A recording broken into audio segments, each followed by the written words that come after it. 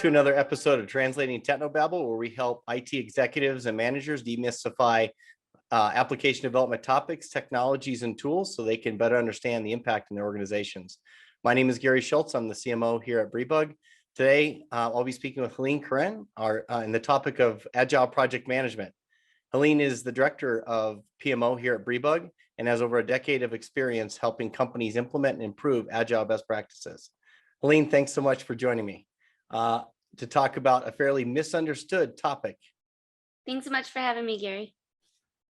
To start off, what is Agile Project Management? So if I were to break it down, Agile is nothing more than an adjective, and it's the ability to move quickly and easily. What an Agile Project Manager is, or Agile Project Management, is pretty much bringing in best practices to the software development lifecycle to inject agility into the day-to-day processes. And some of the ways we do that is we put individual interactions over processes and tools. We collaborate with our customer instead of nitpick over scope of work and different contract negotiations. We work towards producing working software better than complicated or comprehensive fancy documents that nobody reads. And we respond to change. So there's never been a time where the plan that you come up with on day one is what you use to finish. So we respond with that agility to the ever-changing dynamics of any software development project. So what is the business value? What is the value of actually moving to this framework? I could boil it down to three main benefits. The most obvious being return on investment. A lot of times you have expensive technical resources that are experts in what they do, and they need a long pipeline or a long runway of work to be fed. So really having that Agile project manager in there helps to ensure that they have a nice flow of work coming onto their plates that is actionable. That gives you shorter lead times, shorter overall processing times, which means you can make it to market sooner. That's the number one most obvious benefit to having operations in your development process. The two that are often overlooked would be you're going to have a superior product. You have someone with the business savvy to really help iron out and elicit those requirements and make sure that the execution process matches what the original strategy, the reason for doing the work was originally set as. And then team performance, really that PMO resource comes in and they lead the team, servant leadership, making sure everyone has what they need to be successful, anticipating what skill sets are needed, managing team morale, and making sure there's communication and collaboration and that the team is all working towards the same goal. And that's something that is often overlooked in the software development lifecycle. And an Agile project manager really does fill that gap. I hear you, and I understand the benefits. Can you give me maybe an analogy to kind of help make it a little more clear about the return on investment and how you're going to get a better product and how the teams are going to be better, just to kind of drive this home a bit?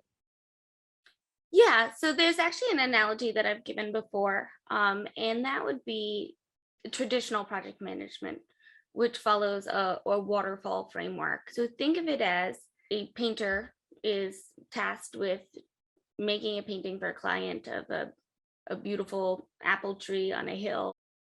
He gets to painting using waterfall, and he really, he goes through all of the steps, he outlines it, paints it, and hands off the final product just to find out that the client wanted this to be a flat and not a hill. If he had done Agile, he would be doing that initial sketch, getting that signed off by the client, which right there in that first display of working software, they would say, hey, that's a hill, it needs to be flat. And just a light eraser mark and a light pencil mark, and that's fixed. Whereas in that first scenario, the only way you're going to fix that now is to scrape off paint or get a new canvas. So really, I think of the best way to explain Agile is you're doing a commissioned painting, and every step of the way, you're checking to make sure that it matches the person whose vision it is.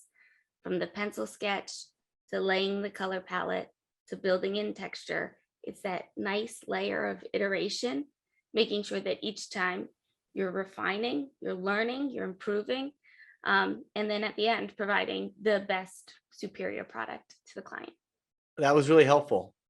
Like in terms of the painting analogy, and how we would deliver a product that actually is exactly what the customer expected. Can you then take that and apply Agile Project Management and how that actually plays out in the software development lifecycle? Yeah, so really you have 4 different steps in your software development lifecycle: analysis, design, execution, and observation. So Agile project management in the analysis phase would be coming in and making sure that they understand the strategy. They focus more on what you want the outcome to be than the actual output. And they're really making sure that they understand your success measures, your goals, objectives, and really understanding the business strategy, the purpose behind the project that you're working on.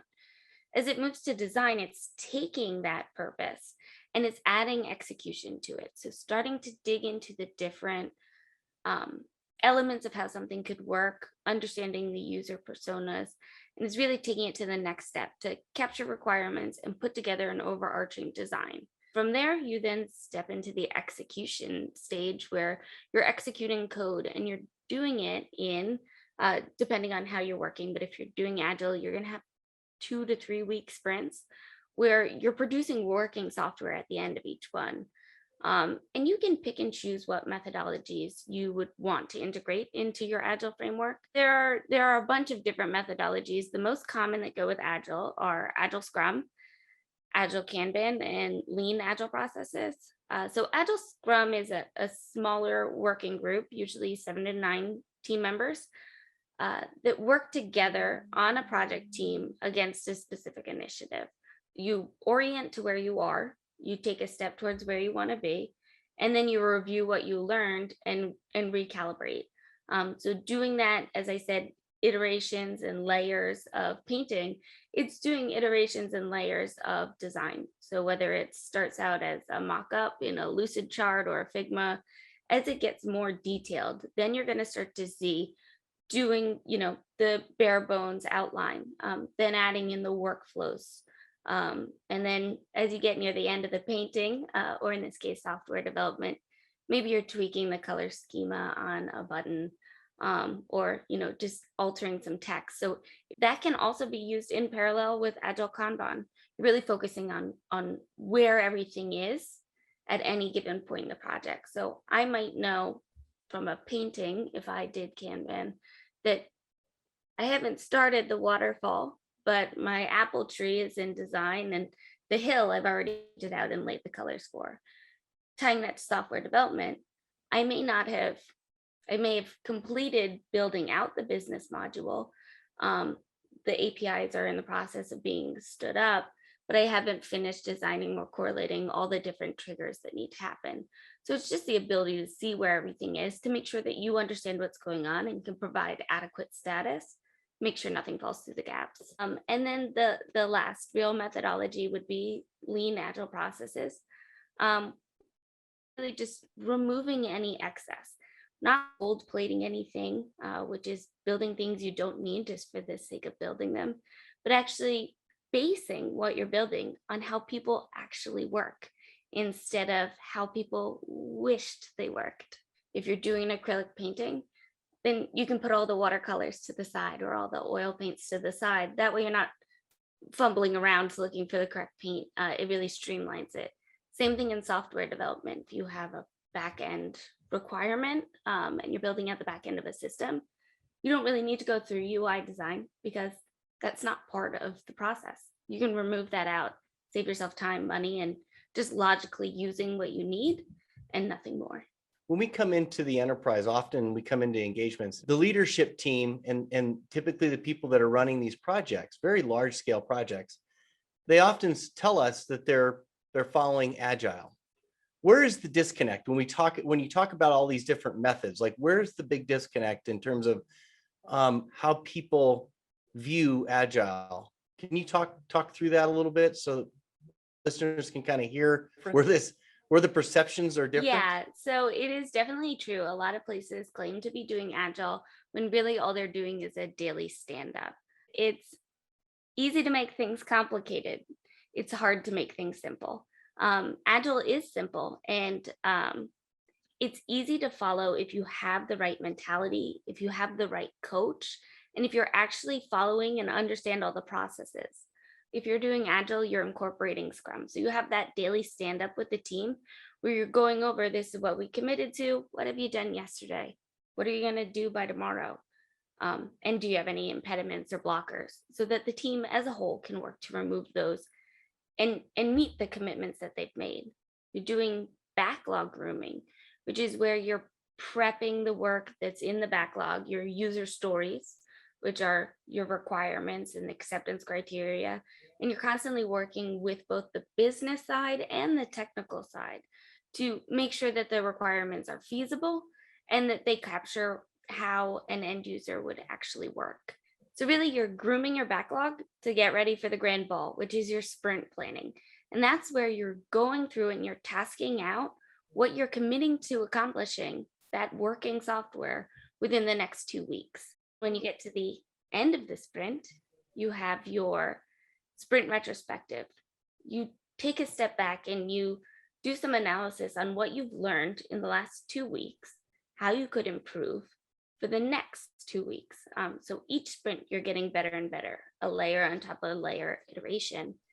And then, of course, you have your sprint demo. And that's the part everybody loves, because that's when you get to see the working software, see what the team has been working so hard on and is delivering to you quick, accurate, fast, and being able to elicit your feedback and address it should you want anything changed before it's an expensive redo. It's having that ability to be flexible and to constantly deliver exactly what is needed. By bringing in an Agile expert, you go through what's called Shuhari. Shu is actually where you're doing, say, a dance like the waltz. You're doing it slow and a little clunky, but you're following every single step. You might be counting out loud as you go through it because you had to learn it. Then as you get a little bit better, you get to the Ha stage where you're not actually having to count out loud. It's a little bit more of a nice flow. You could start doing a little bit of iteration to it. And then Re is where you don't have to practice Agile. You are Agile. It's just at the root of who you've become. It's in your brain muscle memory. And that's when you start adding your own little flair to it, like doing a dip in the middle of the dance. Got it. What's different is some people just assume, since they know the basics, they can go directly to Ha, and they miss out on those steps where it's actually enforcing it into who they are. And they go right to adding their own twist or own flavors to it. Would it be okay to just step back for a second? There's a lot of terms and jargon associated with Agile. Just for the our listeners, can we just step back and just hit on the key concepts or the terminology that's used in Agile? So here's a look at some of the terms I've already touched upon, and I'll also continue to explain a couple other terms that we haven't gotten to yet. So you have your sprint, which is a 2-week, normally a 2-week increment of time in which you commit to do X amount of work by the end of that 2-week sprint.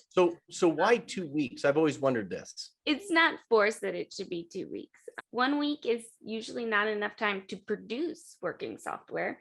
But then 3 weeks or 4 weeks gets too long, where I want to see working software right away. I need to know what you guys are doing. Are you making progress? So 2 weeks seems to be that sweet spot where you have enough time to actually accomplish something, and you're very anxious, excited, enthusiastic business stakeholders get to see something in a reasonable amount of time. And it's that whole check-in you talked about, right? I'm validating that we're on track. This is what we're looking for. This is what we thought it was supposed to look like. And you get that iteration, right?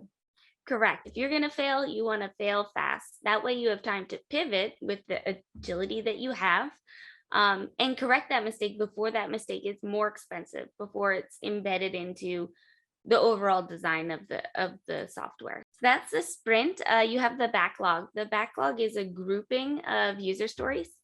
User stories are small chunks, small deliverables against a bigger feature. So for example, if I was building software that had an account module, my feature may be account module, and the individual user stories are how I search for an account. What kind of account views do I have? How do I edit or add or remove an account? And all of those are different testable, deliverable use cases. So you break those into the smallest deliverable. That way you can get the most amount of work through and past, and while you build up your backlog for the next set of features. Some other terms you may hear is an epic. So that'll be an initiative that you may be taking over a group of features. So maybe I want to do all of the sales records, all of the marketing records, which could be, if I was to go on the same example, I'm going to do the account module, the opportunity module, the order processing module. Those would all fall under an epic that is sales modules. So it's really just grouping like features over the span of multiple sprints. So we've talked about what it is, what the value is, some key terms. Let's talk about the roles. So what is the ideal composition of an application development team that's following an agile project management practice? A team that understands where everyone on the team is has to be small, because you can only track so many other people's actions at once. So really the sweet spot is between 7 and 9 resources on a team. Traditional teams have very rigid role definition. So you may have a scrum master who really leads the agile ceremonies and helps to remove roadblocks. So those impediments that are brought up, the scrum master takes action on just really working to remove those. You have the product owner who's grooming the backlog, who's building out the requirements, who's really got the vision of the software in their mind and what they want the end goal to be. Then you have a business analyst that's kind of coming in and they're adding another layer of detail into that acceptance criteria, more requirements, some of the non-functional things, really starting to try and bridge the gap between what the business is actually doing and what the technical team is going to deploy. And then you usually have 3 to 4 developers. And that's how you build out the team. Additionally, you may have a QA tester is making sure that the acceptance criteria that the business analyst made based on the product owner's vision is executed to the specifications by the developers. It's really tracking that all the way through. That's traditional project management. If you can only have 7 to 9 people on a team, you're going to want the most bang for your buck. And that's going to be 2 to 3 operational resources that can take on Scrum Master, product owner, business analyst, and QA tester. So the rest of that team, that other 4 to 5 headcount, can be allocated to highly specialized technical skill sets. And really, we're seeing not just at the different enterprises that we work at, but internal teams are really working to create more hybrid roles. That ultra specialization is expensive. Having someone that can wear multiple hats and that has the business savvy and the technical know-it-all to actually help the developers be as productive as possible, where most of your investment on a technical solution is spent on tech, it is really the new way that operations is going to run. So in this, with a senior technical project manager, how does this then play out? So think of it as the product owner and that business analyst come together. That technical project manager is a requirements engineer. They know how to bridge. They can build that full bridge from what the business is envisioning to what's technically feasible and the interdependencies that come with any sort of software development. Since they're the ones writing the requirements, they know the ins and outs of it. So they can also test or assist in all the use case definition, since that's what they wrote into their requirements. So now you've taken 3 of those 4 roles and put them into one person. That really increases your flow because that person can work very fast. They're not dependent. They're not waiting on another person to give them and handing in a very mechanical fashion, like an assembly line down. They're more dynamic. They can pivot. And then anyone could lead a Scrum. Scrum Master is an amazing skill set. But if you are the person writing the requirements and testing and that has the product vision, you can run those Agile ceremonies. If you have Agile experience, if you have Agile training, if you're an Agile coach, an advocate, if it's embedded in what you do, you run those scrums and you can remove and those you have all the impediments. context. Yeah.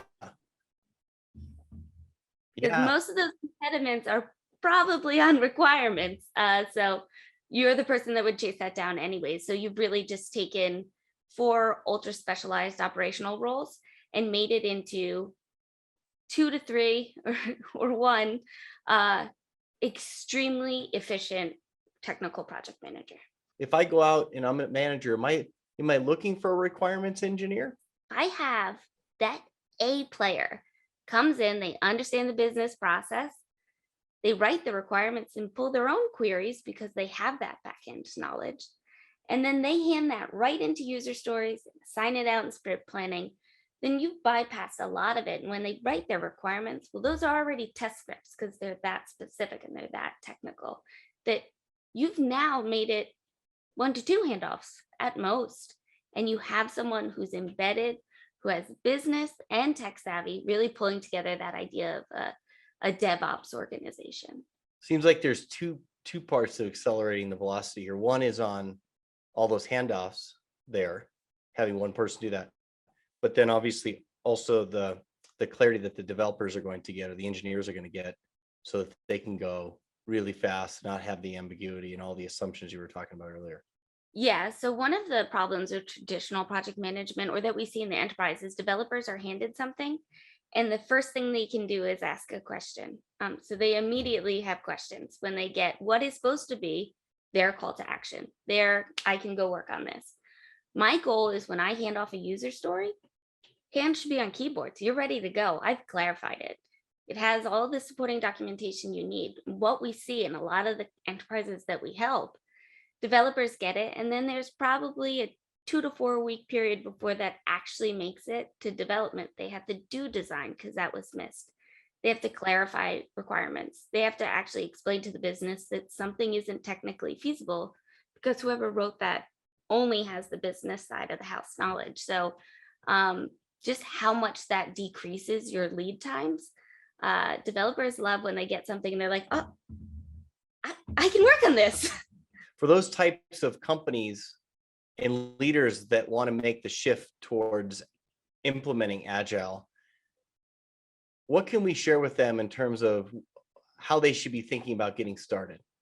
At the heart of Agile is the team. It's a team-based framework. So you want to select a team of people that are change embracers. So those are the folks that you want to bring into your 7 to 9 folks you want to bring onto your team. Those people that are ready and willing for change. Then you got your team, but your team hasn't done this before. If you want to do it the right way, and to be frank, most of the time you only have one opportunity.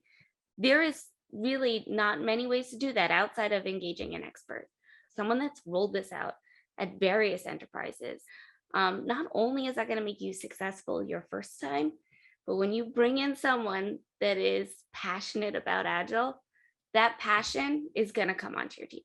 And then start small. You pick a project, you do a proof of concept, you have that coach, get your early adopters onto it. And then as they see that first project, just has great time to market, the business stakeholders are amped up because they're seeing it instead of just getting like 30-page documents that explain what it's going to be. It's never that. Instead of spending, weeks going over a Gantt chart, they actually are clicking on something. They're amped up, and you're going to see that positivity. And then you'll see everyone raising their hands. They want to be on that next Agile project. So start small, prove it, do it right. And then you don't even have to grow it. It'll just be adopted. It'll roll out to all your other teams, to all your other systems. That's really good advice in terms of getting started. Where do people normally screw this up? What are some pitfalls? So the most common ones that I see are false scrum, or fake scrum. And that's where organizations say they're agile. They believe they're agile, but they're only agile at word value. They're not embracing all of the elements. Another common pitfall that we see is folks that are anxious to get agile up and running and prove that it works, that they scale too quickly, too large, too quickly. They roll it out to all their teams at once. So they don't have that, that chance to adopt it with the early adopters. They're rolling it out to early adopters and people that have been there that don't want to change anything at the same time. And then that has a negative impact, because everybody has their different view and they're sharing it at the same time instead of getting your early adopters first and then bringing the rest of the team, have them coming to you to get on board. Or they try and take a large team like they have today and make that whole team a Scrum team. Scrum team is 7 to 9 people because you can only keep track of so many people. When you scale that up, the amount of time it takes to get through a stand-up or to go through sprint planning, it's actually now it's taking longer. Now you're just doing waterfall in 2-week increments. Having that 7 to 9 people is having a cohesive team. Unfortunately, if you're new to Agile, you don't pick and choose what parts of Agile you take. You got to take it all at once. And once you understand it, once you have some stability, some foundation, you're on your feet and getting through it, then you can iterate on it. If you start out iterating on it, you don't know if you're taking out those steps that are critical, that are what makes Agile different than what you're doing today. You touched on this a little bit, which is if I don't embrace it fully, and I don't have a practitioner that's going to walk me through this, the pitfall here is that I half embrace it. What happens if I just half embrace it? Can you drive that home? Because you touched on it, but I'm not sure I got it. So half embracing anything means that you're not fully adopting it. And a lot of people at face value look at Agile and they pick the parts that they want. So they're picking all of the pros. They're picking all the parts that they like. And what they're mainly doing is they're picking the parts that are closest to what they're doing now. We could meet every day, but we're having a set timeline with a Gantt chart with a project plan, and everything's going to be defined on day one. But we'll meet every day for 15 minutes in a Scrum. If you embrace all of Agile, you'll see how each different component, principle, value, actually they work together to catapult you ahead. If you just pick what you're doing today, just those small little tweaks and none of the big core foundational items, you're lying to yourself. You're lying to yourself, and you're pretending to be agile, or you're just agile in name. And so if you're only picking the parts that are most like what you're doing today and choosing to leave out some of those maybe more core foundational items, then you're missing out on the benefits that Agile brings. You're not going to get working software very quickly. You're going to get documentation, which is what you already have, and you want the working software. You're not getting increased lead times. You're going to get the same lead times that you had, just spaced out in 2-week increments. If you skip over this stuff, you don't get those happy business stakeholders. You don't get a passionate team. You don't get the cohesive team. You're doing what you're doing today, so you don't expect to get the benefits from Agile, because what you're doing is you're just renaming things with Agile terminology without Agile practice. Wow, this has been really informative, Helene. Thank you so much for helping viewers and myself better understand the value of Agile project management and the key concepts, pitfalls, how to successfully get started. For those that are watching this, if you have any questions or would like support from an expert implementing Agile in your organization, please go to briebug.com and schedule a discovery call. And as always, thank you so much for watching. Until next time.